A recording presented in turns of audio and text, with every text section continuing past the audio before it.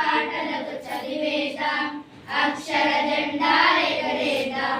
చదువే జ్ఞానం, చదువే ధైర్యం, చదువే లక్ష్యం, చదువే గమ్యం. పాఠశాలలోనే బతుకులు తీర్చిదిద్దుకుందాం.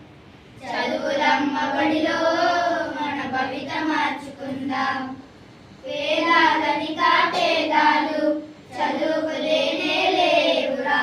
ఏకాగ్రతతో సాధన చేస్తే చదువు మన సొంతమవునురా.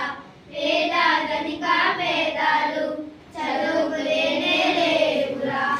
ఏకాగ్రతతో సాధన చేస్తే చదువు మన సొంతమవునురా.